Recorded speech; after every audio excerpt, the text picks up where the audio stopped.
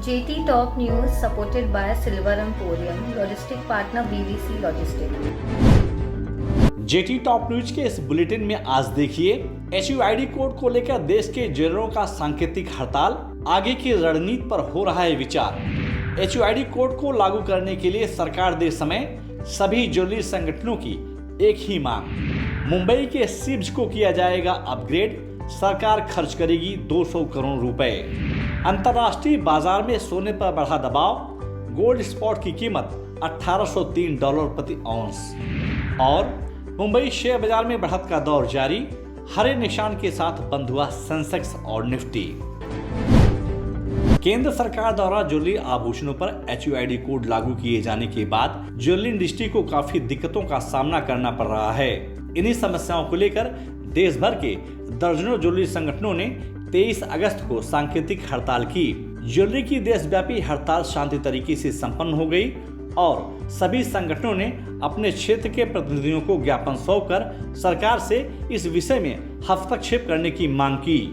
ये देश की बड़ी बड़ी संस्थाओं ने ये फैसला बहुत मजबूरी में लिया है, क्योंकि 2.5 महीना हो चुका है। 2.5 महीने बाद कोई भी निर्णय बाहर निकल के नहीं आ रहा है। जैसे HUID का काफी विरोध हो रहा है, क्योंकि HUID को हमको चढ़ाने में दिक्कत है पोर्टल पे, और मंत्री जी ने, सरकार ने ये बात मान ली कि हाँ ज्वेलरों को दिक्कत आएगी, तो ये सिर्फ सेंटर तक रहेगी। लेकिन उसके बावजूद भी 2.5 महीने से इसको डीलिंक नहीं किया जा रहा। ज्वेलरों के पास में उसको ट्रांसफर करने के लिए अभी उसका ग्राहक जिद करता है तो उसको ट्रांसफर करना पड़ता है। उसके पास कोई साधन नहीं है, कोई उसकी तैयारी नहीं है। बहुत से लोगों के पास में कंप्यूटर ही नहीं है, बहुत से लोगों के पास में इस तरह का ज़्यादा सामान्य ज्ञान नहीं है, जिसके कारण से ये परेशानी आ रही है। इसका देश के सभी ज्वेलर्स हॉलमार्किंग का पूरा सपोर्ट कर रहे हैं, लेकिन HUID कोड को लेकर वह सरकार से थोड़ा और समय चाहते हैं। ज्वेलरों की मांग है कि यदि सरकार HUID कोड को लागू ही करना चाहती है तो पहले सरकार सिस्टम को अपग्रेड कर यह नियम लागू करे, वरना HUID के चक्कर में ज्वेलरों का काफी समय बर्बाद हो रहा है। हॉलमार्क जो मैंडेटरी है 16 जून से 256 जिलों में लागू किया, उससे हमें कोई समस्या नहीं है। लेकिन उसके साथ ही 1 जुलाई से HUID लगा दी, जिसके प्रोसीजर में बहुत खामियां हैं। पोर्टल हैंग होता है, पीछे अभी 2 दिन के लिए पोर्टल हैंग हो गया, जिससे पूरे देश का हॉलमार्क माल नहीं हो पाया, 2 दिन के लिए पिछड़ गया। इसके अलावा भी पोर्टल में हॉलमार्क सेंटर कुछ गलतियां करके दे रहे हैं, जैसे HUID, एक ही HUID 2 पीस पे लगा देना, जो वो सीड देते हैं ज्वेलर को निकाल के उस HUID में, और जो एक्चुअल माल पे HUID लगी है उसमें फर्क होना।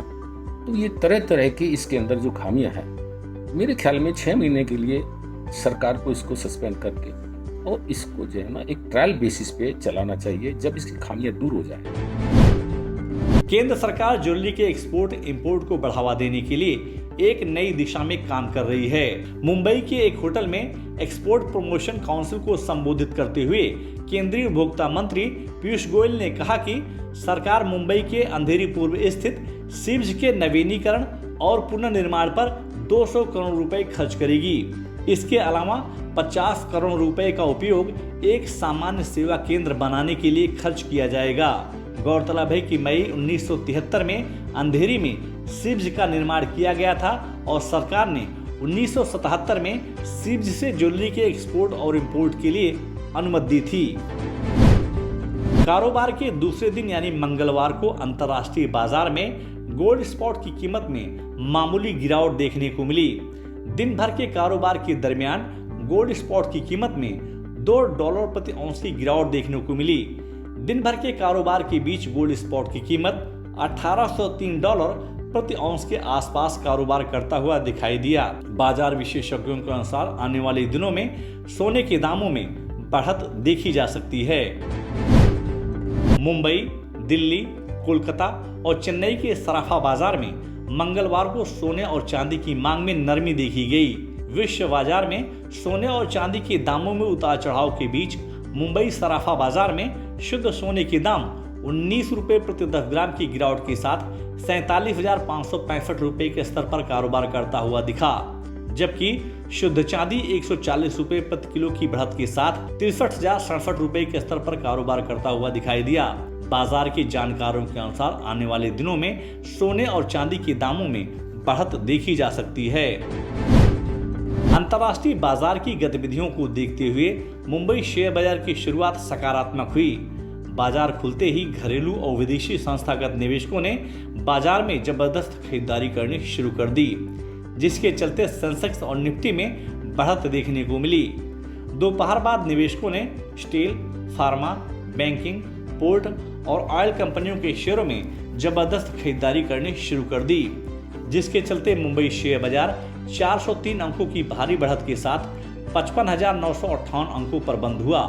वहीं निफ्टी दिन भर के कारोबार के बीच 128 अंकों की बढ़त के साथ 16,625 अंकों पर बंद हुआ। बाजार के जानकारों के अनुसार इस सप्ताह मुंबई शेयर बाजार में बिकवाली का दबाव देखा जा सकता है। जेटी टॉप न्यूज के इस एपिसोड में बस इतना ही। आपको यह न्यूज कैसी लगी और आपके क्या सुझाव हैं, हमें कमेंट बॉक्स में जाकर शेयर जरूर करें। और अगर अभी तक आपने जेटी टॉप न्यूज को सब्सक्राइब नहीं किया तो आप तुरंत सब्सक्राइब, लाइक और शेयर जरूर करें, जिससे आप तक ज्वेलरी इंडस्ट्री की अपडेट खबरें पहुंचती रहें। JT Top News supported by Silver Emporium, logistic partner BVC Logistics.